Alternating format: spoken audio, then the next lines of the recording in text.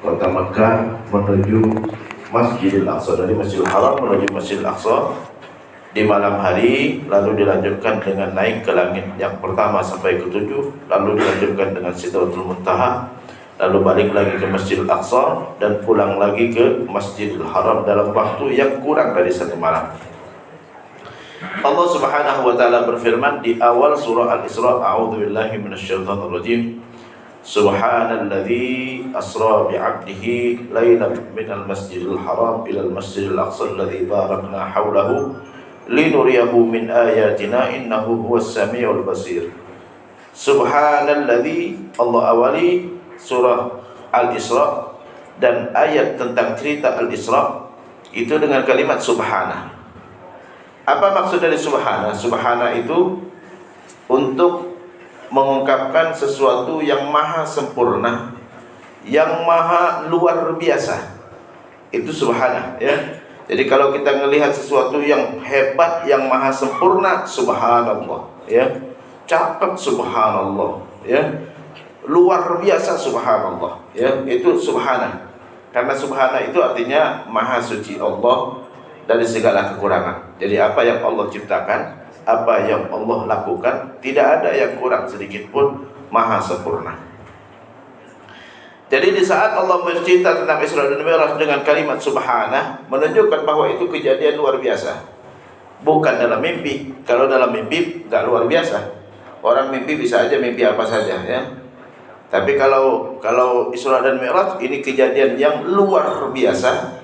Perjalanan Rasulullah dalam 1 malam, kurang dari 1 malam, Nabi melakukan perjalanan dari Masjidil Haram ke Masjidil Aqsa, lalu naik ke sampai Sidratul Muntaha. Cerita perjalanan Rasulullah diceritakan oleh Rasulullah di dalam sebuah hadis yang diriwayatkan oleh Imam Bukhari di kitab As-Shalah, kitab salat, ya, kitab salat, bab kaifa furidatis salatu, bagaimana cerita diwajibkannya salat. Nabi menceritakan di dalam hadis tersebut, kata Rasulullah, fa furija saqfu baiti tilkal lailatu bi Makkah. Malam itu, kata Rasulullah, atap rumahku di kota Mekah itu terbuka. Bagaimana terbukanya? Allah yang Maha tahu, ya. Terbuka. Fanazala Jibrilu, lalu Jibril turun lewat atap rumahnya Rasulullah. Fafaraja sadri, saat itu malaikat Jibril langsung membelah dadanya Rasulullah. Wa akhraja qalbi, dan mengeluarkan hatiku, kata Rasulullah. Ya, wa akhraja qalbi wa ghasalahu bima'i Zamzam, dan dicuci oleh malaikat Jibril dengan air Zamzam. Kenapa cerita Isra dan Mi'raj diawali dengan belah dada lalu dicuci hati? Karena Nabi kita Muhammad SAW, sebagaimana yang diceritakan di dalam surah Al-Isra tadi, ya, kami jalankan, kata Allah Maha Suci Allah yang sudah menjalankan hambanya dari Masjidil Haram ke Masjidil Aqsa, ya, yang sudah kami berkahi di sekitarnya, untuk kami perlihatkan tanda-tanda kebesaran kami. Jadi Allah ingin memperlihatkan tanda-tanda kebesaran Allah Subhanahu wa taala dalam cerita Isra dan Mi'raj yang belum pernah disaksikan oleh Rasulullah dan belum pernah disaksikan oleh manusia pun. Siapapun gak pernah menyaksikannya. Apapun kalau luar biasa, gak bisa dilihat oleh hati yang kotor. Ya, gak bisa dilihat oleh hati yang kotor. Mau Ramadan sebentar lagi, sebulan lagi, gak akan bisa kita melihat hebatnya Ramadan tanpa hati yang bersih. Ini masjid rumah Allah. Gak akan melihat ketenangan, gak akan merasakan ketenangan, gak akan merasakan ketentraman di masjid kecuali hati yang bersih. Apapun luar biasa gak akan bisa disaksikan kecuali hati yang bersih. Makanya dicuci dulu hatinya Rasulullah. Kenapa? Karena akan diperjalankan dengan perjalanan yang penuh dengan luar biasa, tanda-tanda kebesaran Allah. Nabi kita Muhammad SAW bersabda dalam sebuah hadis, "Idza adznaba al-mu'min nukita fi qalbihi nuktatun sauda." Seorang mukmin kalau berbuat dosa, ada noda hitam di hatinya.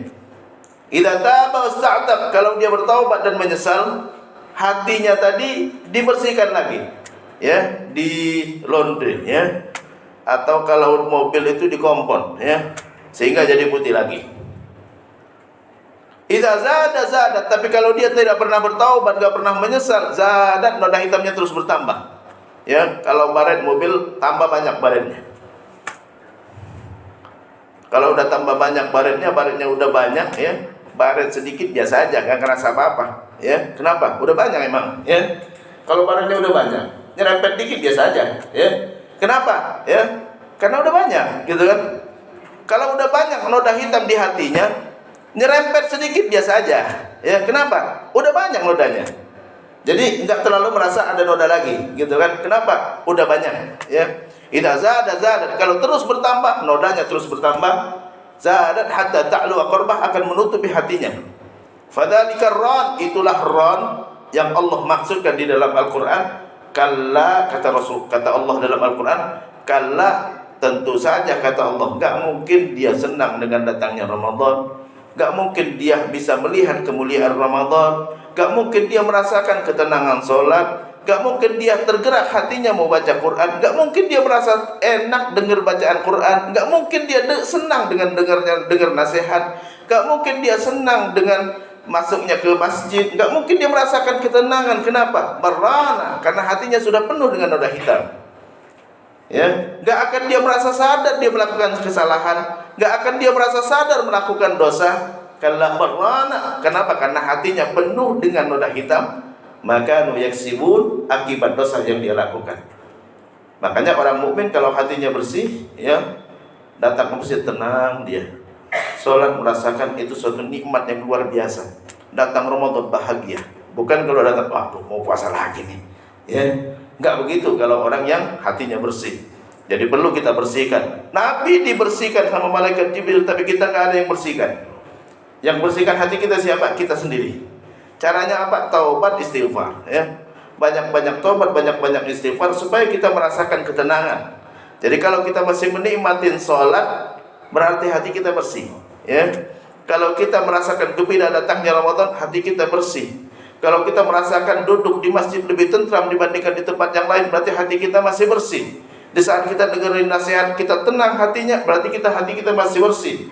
Di saat kita dengerin bacaan Quran, hati kita malah bertambah imannya, berarti hati kita masih bersih. Kalau itu nggak ada bekasnya sama sekali, ya, sama aja tadi mobil sudah baretnya banyak, nyerempet biasa aja. Ya, nggak ada yang besar. Tapi kalau bersih gitu kan, nyerempet dikit, waduh, rusak mobil saya gitu kan. Itulah orang yang beriman, ya.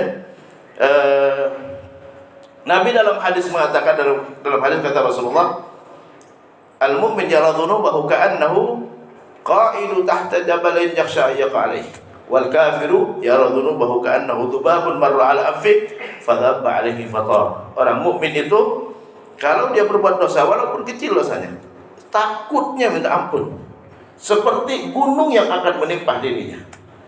Itu tadi, ya. Kalau mobil kita bersih, nyerempet dikit aja nyerempet, ya. Kesenggol sama motor sedikit aja gitu kan, ya. Nyeselnya minta ampun, ya. Pak, bentar dulu Pak, ini baret Pak, ya. Tapi coba kalau mobilnya udah banyak baret, ya, nyerempet biasa aja. Kalau Pak jalan aja Pak, ya. Kenapa? Udah biasa, ya. Baretnya udah banyak emang, ya. Itulah perlu kita bersihkan hati kita, banyak-banyak taubat, perbaiki diri, baru kita bisa merasakan yang nikmat itu nikmat, yang hebat itu hebat, yang luar biasa itu luar biasa. Jadi Nabi sebelum Isra dan Mi'raj, beliau hatinya dibersihkan dulu dengan air Zam-Zam oleh malaikat Jibril, ya. Jadi kalau kita sempat umroh ke Masjidil Haram, ayo mandi dengan air Zam-Zam. Mandi dengan air Zam-Zam, karena hatinya Rasulullah dicuci dengan air Zam-Zam, ya. Dicuci dengan air Zam-Zam, mandi dengan air Zam-Zam. Dulu waktu saya kuliah di sana, ya biasa mandi dengan air Zam-Zam, ya. Ada dulu kamar mandi itu airnya air Zam-Zam. Faja'a bitastin, setelah dicuci hatinya Rasulullah dengan air Zam-Zam, ja'a bitastin, malaikat Jibril bawa satu tempat bejana. Fihi hikmatun wa ilmun, penuh dengan hikmah, bijaksana dan ilmu. Jadi ilmu dan bijaksana itu kayak air gitu kan, masukin. Fa afraghahu fi qalbi, lalu dituangkanlah ke hati, dituangin. Ustaz, emang ilmu kayak gitu? Ilmu dari Allah, Allah yang menuangkan, ya. Saya ceramah begini nggak akan keluar kalau Allah nggak kasih, ya. Allah lintaskan keluar gitu kan, keluar gitu kan. Jadi Allah tuangkan begitu ya. Fa afraghahu fi sadri, dituangkan. Tapi dituangkan oleh malaikat Jibril setelah dibersihkan dulu hatinya. Hati kotor susah masuk ilmu. Hati kotor susah masuk ilmu. Sebagaimana dikatakan oleh Imam Syafi'i, syakautu ila waqi'in su'a hifdhi fa arsyadani ila tarkil ma'asi wa akhbarani anna al-ilma nurun wa nurullahi la yuhda li'asi, kata Imam Syafi'i. Saya mengadu kepada guru saya Imam Waqi', kata Imam Syafi'i. Su'a hifdhi, saya mengadu kenapa? Susah banget ngafal. Ngafal kok susah banget gitu kan? Ngafal udah berulang-ulang enggak hafal-hafal. Fa arsyadani ila tarkil ma'asi, kata guru saya Waqi', ente harus tinggalkan maksiat, taubat dulu, istighfar dulu, baru bisa masuk ilmu, ya. Li'annal ilma nurun, karena ilmu itu cahaya Allah. Wa nurullah la yuhda li'asi, cahaya Allah enggak akan diberikan kepada orang yang selalu bermaksiat. Jadi kalau kita masih banyak dosa, susah masuk ilmu. Mau masuk ilmu, bersihkan dulu, ya. Makanya hatinya Rasulullah dibersihkan dengan air Zam-Zam, baru dituangkan ilmu. Dituangkan ilmu, dan ilmu datangnya dari Allah Subhanahu wa taala, ya. Jadi Ustaz, ilmu yang mana dari Allah? Semua ilmu dari Allah. Hatta ilmu sihir sekalipun dari Allah. Ilmu sihir sekalipun dari Allah. Cerita dalam Quran itu. Ilmu sihir dari Allah, ya. Semua ilmu dari Allah. Ilmu mencuri dari Allah. Tapi itu ujian. Ini ilmu mencuri bukan buat ente pakai. Tapi jangan ente pakai. Kalau ente nggak pakai, ente dapat pahala. Kenapa? Tahu ilmunya tapi nggak dipakai. Ya. Oh, polisi kan tahu ilmu trik-trik mencuri, ya. Tapi polisi buat membasmi, ya. Kata Imam Syafi'i, na'rifu syarra la lisyarri walakin litawaqqihi. Kita tahu kejahatan bukan buat dilakukan tapi buat untuk dihindari. Jadi semua ilmu datangnya dari Allah, ya.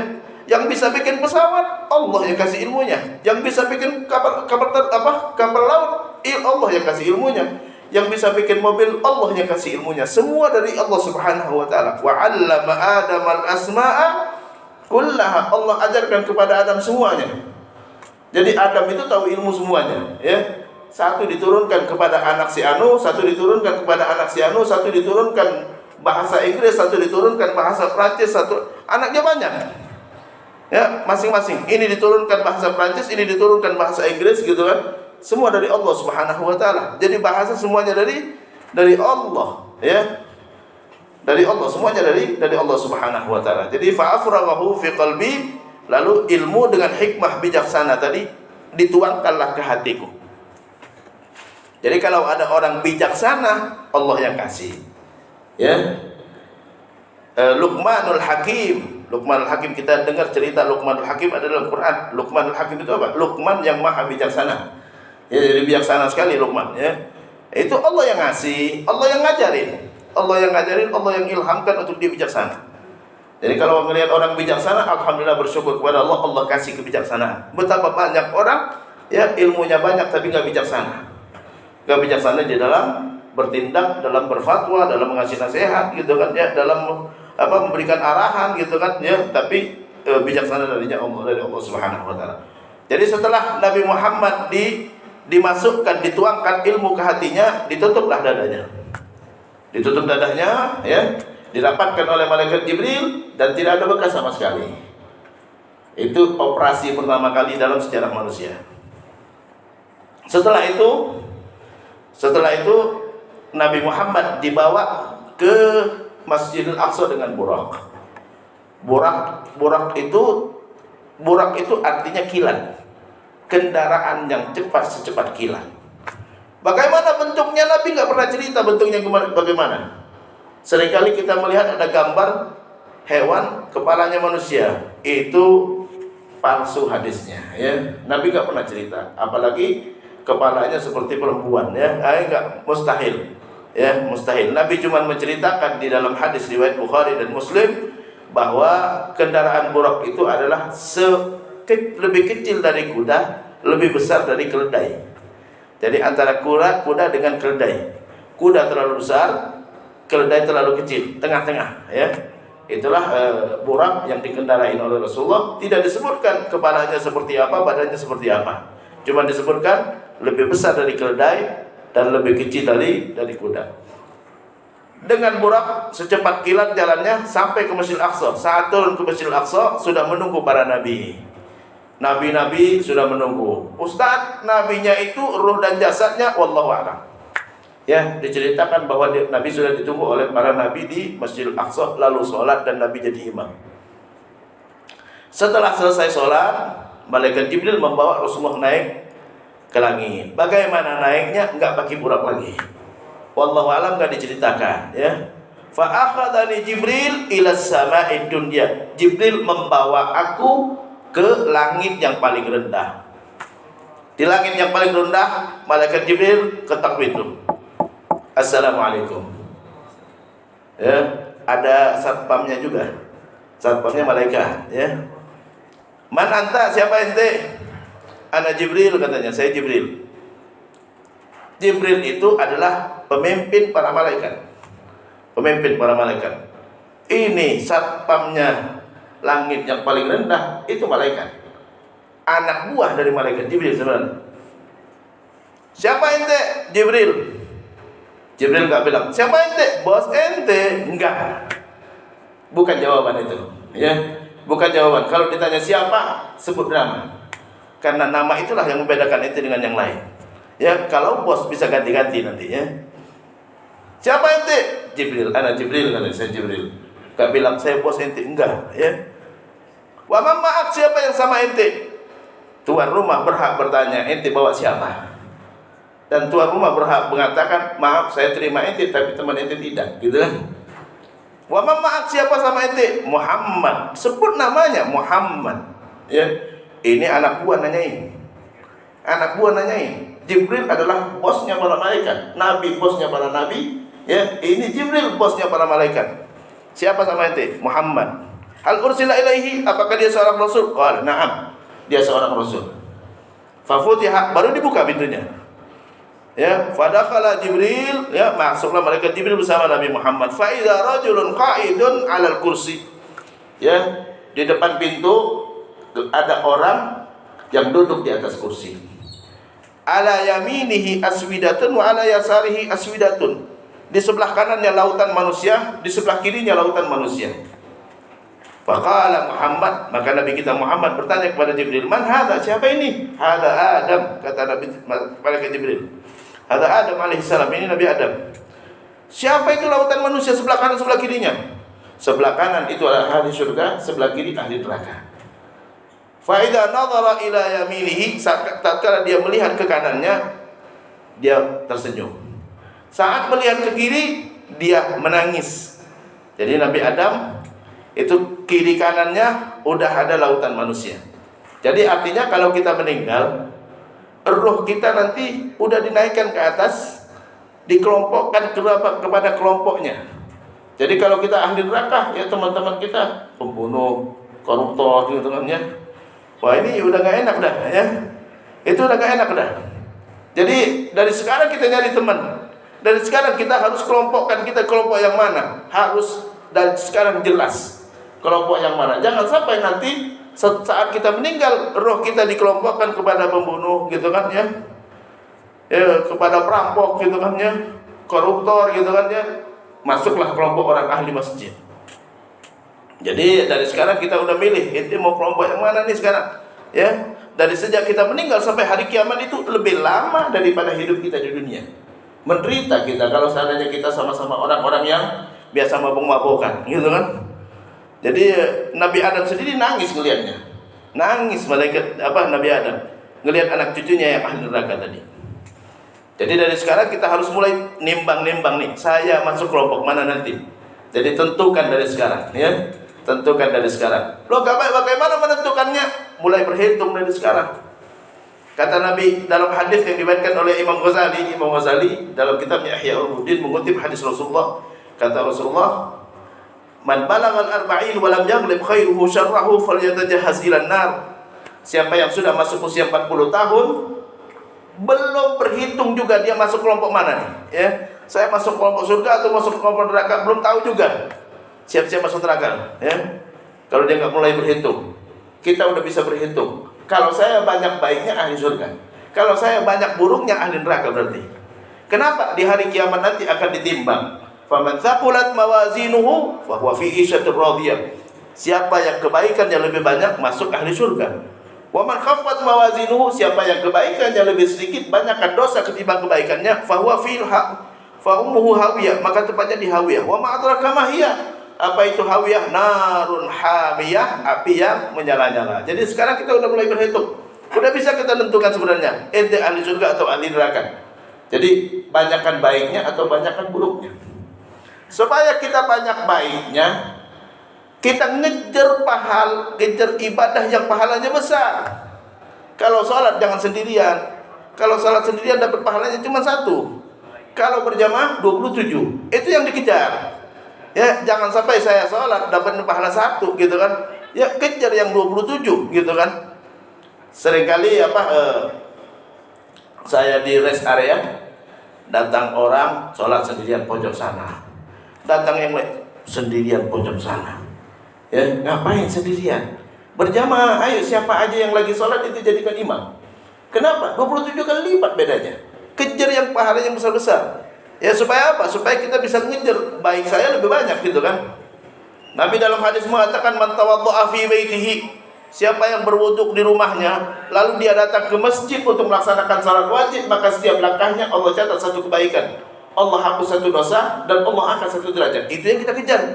Jadi wuduknya jangan di sini, wuduknya di rumah gitu kan. Di rumah, kalau bisa di rumah sana ya rumah sana, ya rumah sana berwuduk baru datang ke sini gitu kan. Setiap langkahnya dicatat 1 kebaikan, setiap langkahnya dihapus dosa, setiap langkah Allah angkat 1 derajat. Itu yang kita kejar. Jadi udah mulai berhitung sekarang, yang mana yang pahala besar itu? Ya, wuduk dari rumah. Kenapa wuduk dari rumah? Nanti mau sholat zuhur. Ya, wah itu setiap langkahnya dicatat, berapa banyak langkahnya kalau dari rumah udah. Ya, Ustaz naik motor, ya naik motor bensin yang dihitung sama Allah. Ya, bensinnya, apalagi kalau pakai bertamak ya, ini lebih besar pahalanya. Ya, jadi udah mulai berhitung dari sekarang. Hitung-hitung, jangan kita hanya sekedar wah asal sholat zuhur. Enggak, sholat zuhur harus berjamaah, wuduknya harus di tempat. Ya, jangan di masjid. Kalau di masjid ya pahalanya kecil, ya. Pahala kecil. Wudu di rumah supaya langkahnya banyak, gitu kan. Wudu di rumah, ya. Kalau wudu di rumah udah batal ya udah wudu lagi di lantai tempat kita kerja. Jangan wudu di sini, gitu kan. Karena setiap langkahnya itu ada hitungannya. Setiap langkah kita dalam kondisi berwudu. Oke. Jadi kita udah mulai menentukan sekarang di mana kita kelompoknya, ahli surga atau ahli neraka. Setelah itu Nabi Muhammad naik ke langit kedua, langit ketiga, langit keempat sampai langit ketujuh. Ya, nggak perlu saya ceritakan. Masing-masing langit itu ada nabi yang menunggunya. Ada nabi yang menunggunya dan ada malaikat yang menjaganya. Sampailah langit ketujuh. Setelah langit ketujuh naik ke Sidratul Muntaha. Di Sidratul Muntaha Nabi kita Muhammad SAW berkomunikasi dengan Allah Subhanahu wa taala. Apa isi komunikasinya? Seperti yang kita baca di tahiyat. Nabi kita Muhammad mengucapkan salam kepada Allah. At-tahiyatul mubarakatus salawatut thayyibatu lillah. Salam sejahtera yang bagus, yang berkah untuk Allah Subhanahu wa taala. Dijawab oleh Allah, Assalamu alayka ayyuhan nabi wa rahmatullahi wa barakatuh. Salam atasmu wahai Nabi dan rahmat Allah ya dan berkahnya. Nabi pun mengucapkan salam kepada umatnya. Assalamu alayna wa ala ibadillahis salihin. Salam untuk kami dan untuk orang-orang yang soleh. Asyhadu an la ilaha illallah, kata Nabi, aku bersaksi tidak ada Tuhan selain Allah. Dan Allah menjawab, wa asyhadu anna Muhammadar Rasulullah, aku bersaksi Muhammad adalah utusan Allah. Itu yang kita baca di waktu tahiyat. Komunikasi antara Nabi dengan Allah Subhanahu wa taala. Setelah itu Allah perintahkan kepada Nabi untuk salat 50 waktu. Nabi apa yang diperintahkan Allah langsung diterima. Turunlah Nabi Muhammad setelah ketemu dengan Allah, turun lewat ke langit yang mana di situ ada Nabi Musa. Tidak disebutkan langit yang keberapa. Ya, Nabi Musa nanya, ya Nabi Musa nanya, Allah perintahkan apa? Salat 50 waktu. Berat 50 waktu, kata Nabi Musa. Minta keringanan, aku sudah coba, umatku gak akan sanggup. Akhirnya Nabi Muhammad naik lagi ke atas, minta keringanan kepada Allah, Allah kasih keringanan. Dari 50 diturun jadi 45. Ya, balik lagi. Kurang, kata Nabi Musa. 45 masih banyak.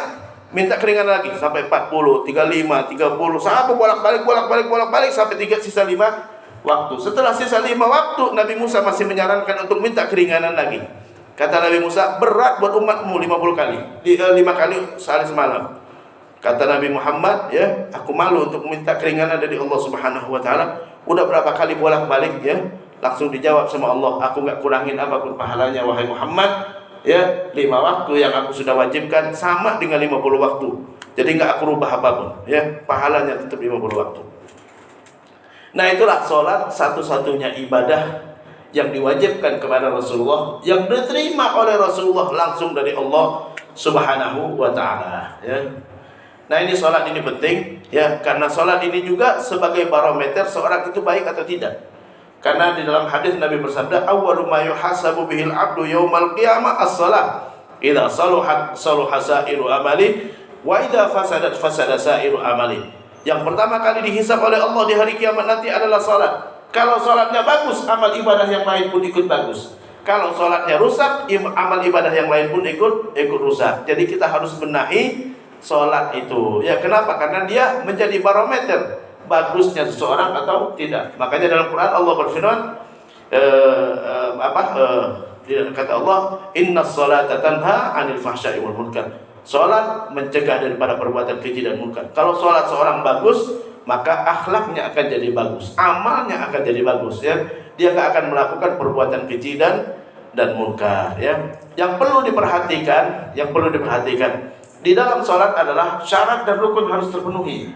Syarat dan rukun harus terpenuhi. Syarat salat itu ada 5. Bersih dari hadas, yaitu berwudu atau mandi wajib. Yang kedua, bersih dari najis, enggak boleh ada najis di badan, pakaian dan tempat salat. Yang ketiga, nutup aurat, ya. Yang keempat, ya, menghadap kiblat. Yang kelima, masuk waktu. Itu 5 syarat salat harus terpenuhi. Syarat yang pertama, bersih dari hadas. Saat kita bersuci, berwudu, kalau perempuan enggak boleh ada make up di mukanya. Ya, enggak boleh ada bedak di mukanya. Bedaknya dilunturkan dulu baru boleh berwudu. Kalau bedaknya belum dilunturkan langsung berwudu, enggak sah wudunya. Kenapa? Karena air wudunya bercampur bedak. Air yang bercampur bedak tidak sah untuk dipakai buat berwudu. Jadi bedaknya harus dilunturkan dulu, ya. Jangan sayang-sayang bedak. Ketimbang apa? Ketimbang nanti di hari kiamat dalam catatan kita enggak ada salatnya nanti.